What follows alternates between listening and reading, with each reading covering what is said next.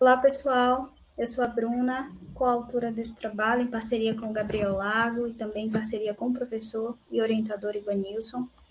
E o nosso tema ele se trata do controle dimensional e acabamento superficial de peças fabricadas por impressão 3D.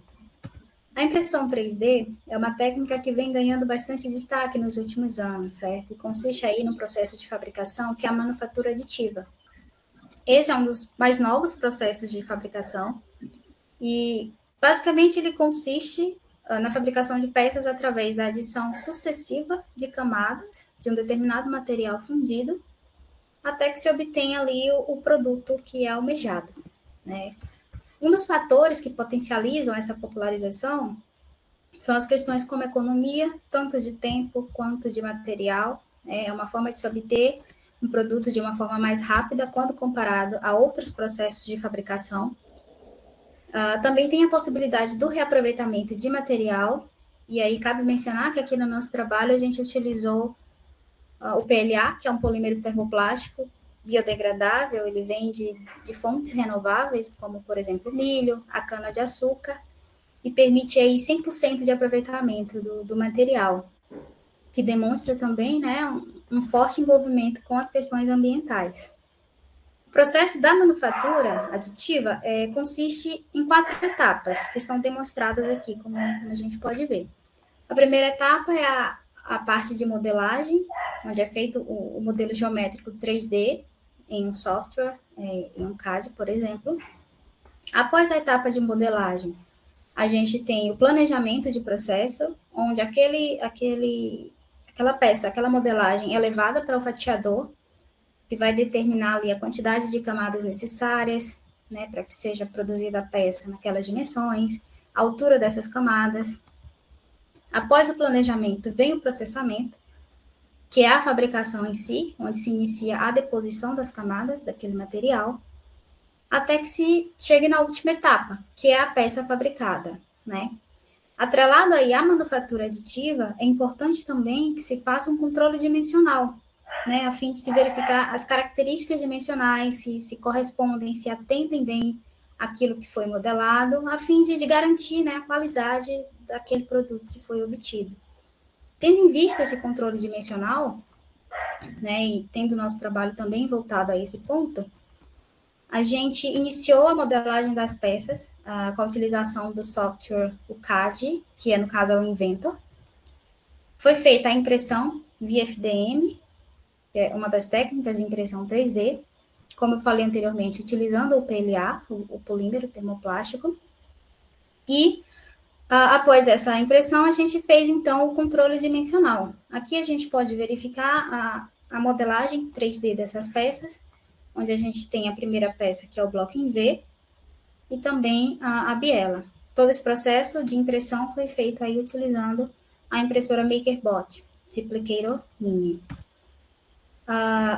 Essa impressão, para essa impressão, nós utilizamos aí esses parâmetros, como, por exemplo, a velocidade de impressão, a altura de camada, né, que é um dos pontos importantes ali na segunda etapa da manufatura aditiva, também a distância de retração. Foi feito o controle dimensional através dessas dimensões aqui pré-definidas para cada peça, onde foram feitas 5 leituras para cada uma delas, tanto para o bloco em V quanto para a biela, onde foi possível calcular a média, desvio padrão e também o erro de medição. Então, observando aqui a figura 6, a gente está olhando aqui as figuras que elas foram impressas, tá? O resultado final, elas estão dispostas aqui na figura 6, a primeira em formato geométrico de um bloco em V, e a segunda no formato geométrico de uma biela. Na tabela 2, estão dispostos os resultados das dimensões controladas da peça A, onde as cotas são as dimensões que foram controladas, e o VC é o valor convencional, né, que são os valores de projeto dessas cotas. Na tabela 2 também, a gente pode perceber que houve uma inexatidão, né, nos resultados, né, houve um alto erro de medição nesses resultados, e que as dimensões que mais sofreram com esse desvio de medição foi a região interna R, né, que ele representa aqui na figura, como a gente pode estar vendo, a altura interna. Na tabela 3, não muito diferente da tabela 2, houve também um alto erro de medição, tá? E, novamente, a dimensão que mais sofreu esse desvio foi a região interna, né? Foi essa região interna D minúscula, que é a região do diâmetro interno. E também a gente pode notar que o diâmetro externo D, ele também apresentou um erro de medição negativo, diferente das outras dimensões externas. Esses erros de medição acentuados nas regiões internas, eles se devem a dois fatores. O primeiro é a retração. A retração ele teve um papel fundamental devido ao acúmulo de material nessas regiões internas. Essa foi uma limitação que a impressora teve quando ela operou nessas regiões. A retração, elas são esses fiapos, essas rebarbas que a gente pode estar vendo aqui no GIF, né, deixados quando o bico ele faz esse movimento no plano XY. Então, para não depositar a camada no meio dessas duas colunas, ele faz essa retração do material que acaba criando essas rebarbas, esses fiapos. E o segundo é devido ao erro de facetamento.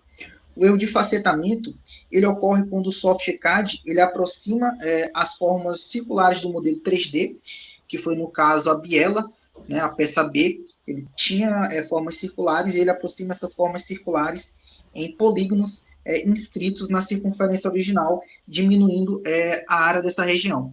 Aqui na figura 10, a gente pode estar vendo, a gente simulou, né, na figura 10, esse erro de facetamento, onde o círculo ele é o círculo do modelo 3D, só que quando foi feita a convenção, ele acabou se aproximando de um polígono inscrito na circunferência.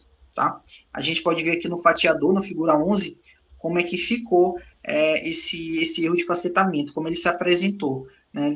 A gente pode perceber que ele fica em formas de poligonais. Os resultados, né, das dimensões externas, foi observado que esses resultados eles estão relacionados com as limitações do próprio processo de deposição de material fundido, onde há desvios dimensionais devido ao efeito degrau dessas adições de camadas que a gente pode estar vendo aqui na figura 12. Outro erro também, que acentua isso, é o fato da fundição ela não ser completa.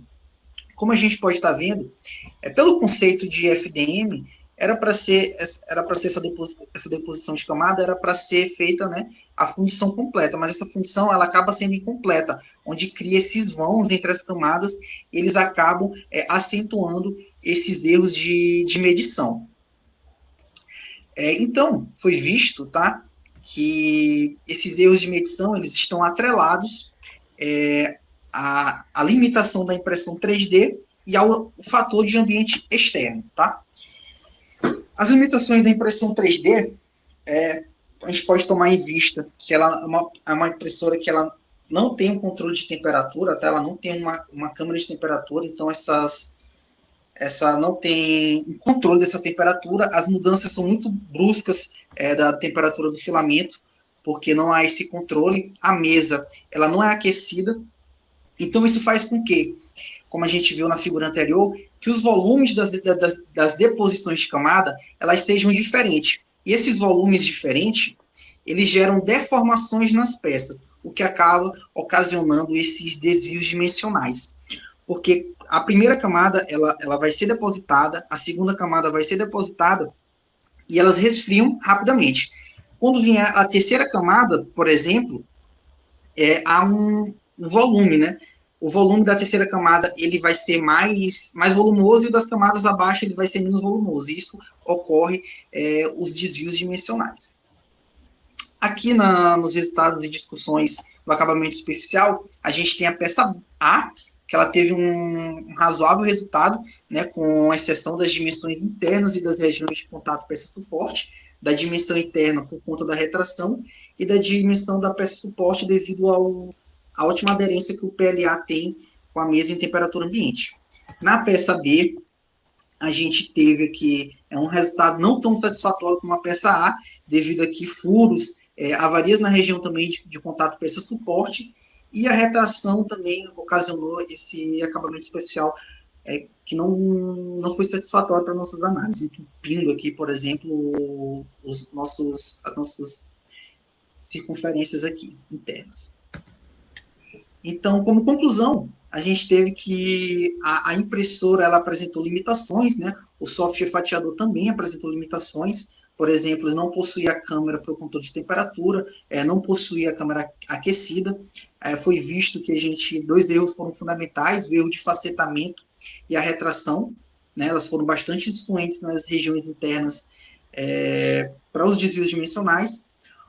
Foi visto, né, foi observado que o parâmetro de temperatura ele é bastante importante para esse controle dimensional, então a gente tem que ter um controle de dimensão, então a gente tem que ter um controle de temperatura para ter um controle das dimensões mais adequados.